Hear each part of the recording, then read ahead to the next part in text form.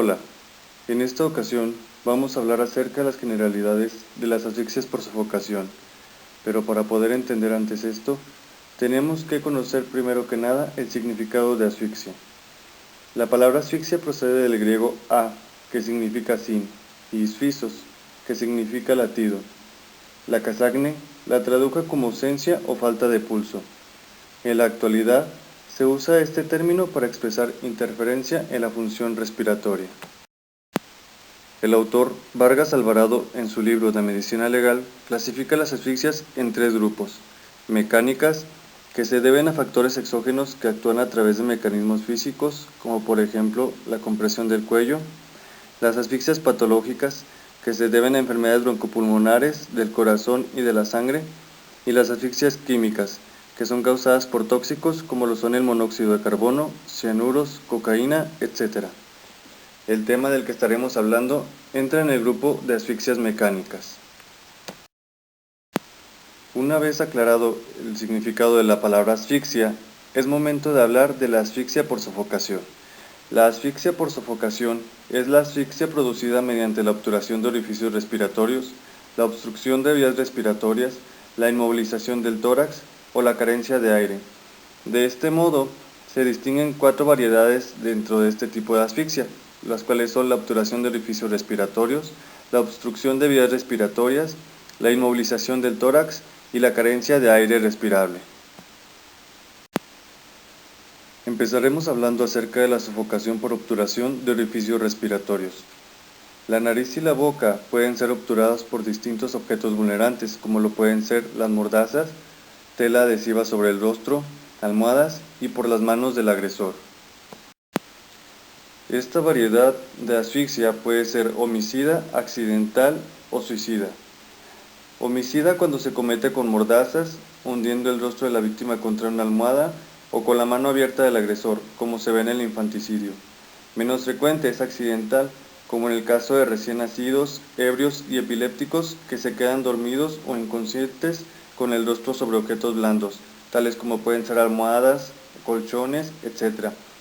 La forma suicida es muy rara y se consume con la ayuda de telas adhesivas o de tóxicos depresores del sistema nervioso central. El mecanismo para este tipo de asfixia es asfíctico puro, ya que no hay ingreso de aire oxigenado al organismo. El ejemplo para poder entenderlo es cuando se pone un objeto vulnerante, como lo son las mordazas, que van a impedir que ingrese aire rico en oxígeno por obturación de la nariz y la boca, lo que dará como resultado la asfixia como tal.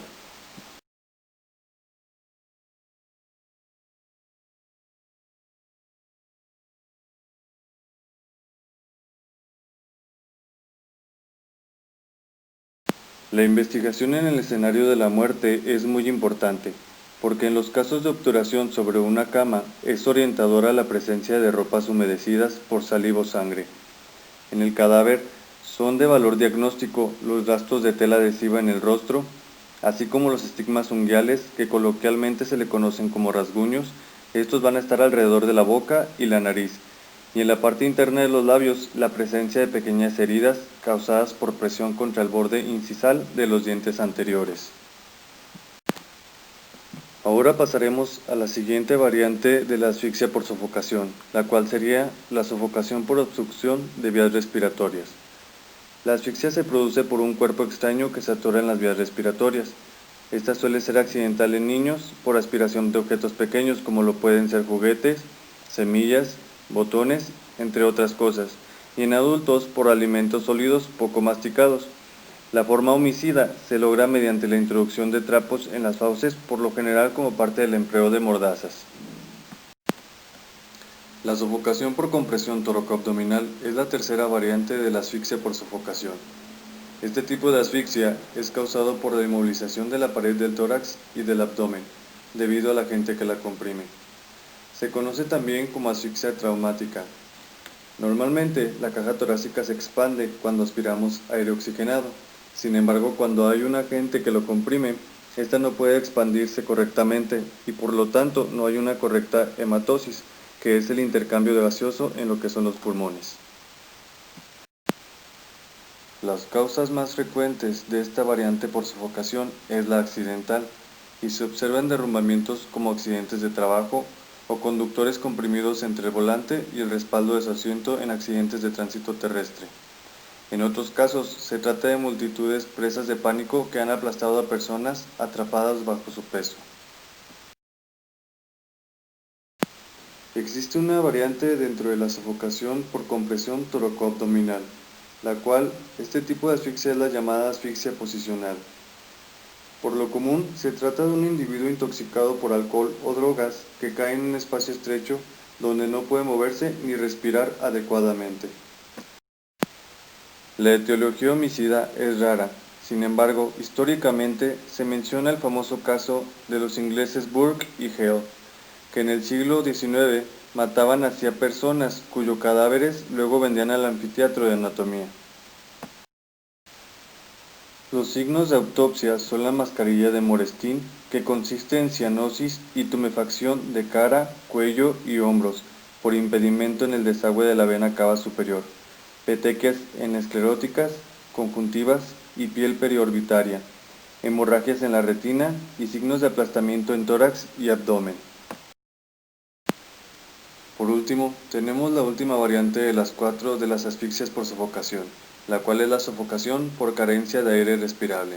Sin embargo, en esta se va a dividir en dos variantes más, lo que es el confinamiento y lo que es el sepultamiento. Empezaremos hablando primeramente de la asfixia de sofocación por confinamiento, la cual es la asfixia debida a la permanencia en un espacio cerrado sin ventilación. Dentro de la etiología, la más común es la accidental.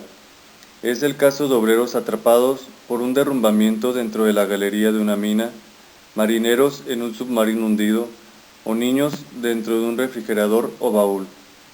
Las bolsas de material plástico han servido para que algunos niños se asfixien accidentalmente al meter en ellas sus cabezas, pero también han sido el medio de asfixias accidentales autoeróticas en adultos. En este último, cuando las asfixias son por causas autoeróticas, se les denomina hipoxifilia, hipofixiofilia o asfixiofilia. La etiología suicida registra casos de confinamiento dentro de un refrigerador en desuso. La etiología homicida se ha observado en algunos casos de infanticidio. El recién nacido es colocado dentro de una bolsa plástica o de una caja.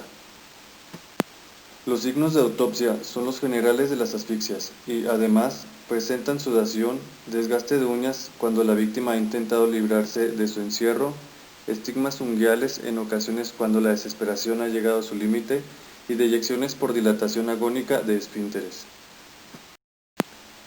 Por último, de las asfixias por sofocación tenemos el sepultamiento, el cual es la asfixia que ocurre al ser excluido el aire por medio de tierra u otro elemento pulverulento en que se ha hundido el rostro o todo el cuerpo de la víctima.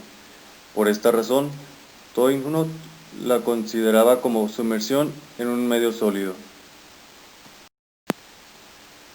Dentro de su etiología, la más frecuente es la accidental. Se trata de ebrios, epilépticos o niños que se precipitan en silos para almacenar granos. También se presenta en personas sepultadas bajo desprendimientos, aludes, etc. La etiología homicida es casi exclusiva en infanticidio. Su mecanismo es asfíctico puro, debido a la interferencia del cuerpo sólido finamente dividido que se opone al paso del aire.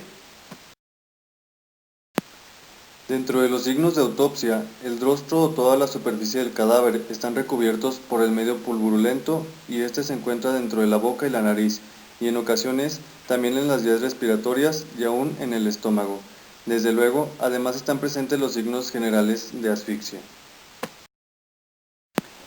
En la sofocación, el obstáculo para la llegada del aire a los alvéolos pulmonares es el único elemento importante.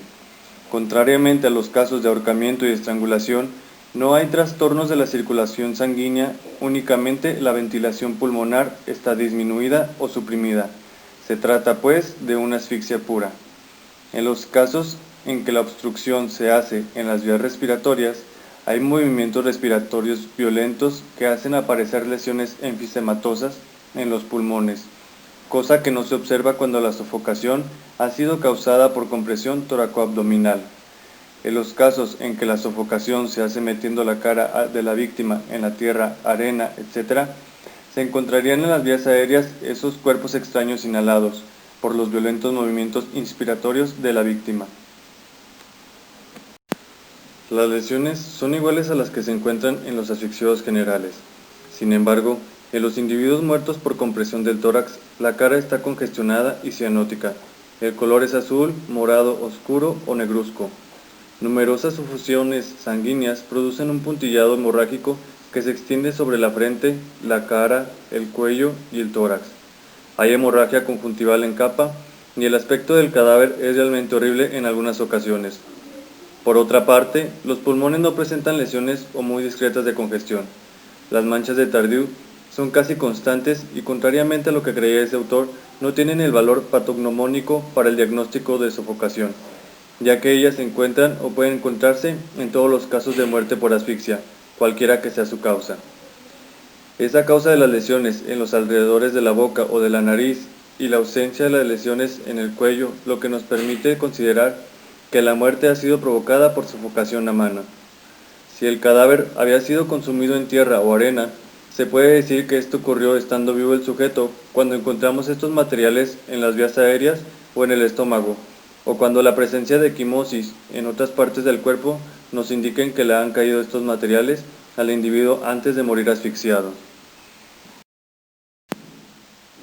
Para la realización de este video se utilizó el libro de Medicina Legal del autor Vargas Alvarado, cuarta edición. Se consultaron algunas otras fuentes, sin embargo, prácticamente toda la información se sacó de dicho libro. Con esto damos por terminado el tema de generalidades de asfixia por sofocación, esperando les haya agradado el video y hayan aprendido de él. Gracias.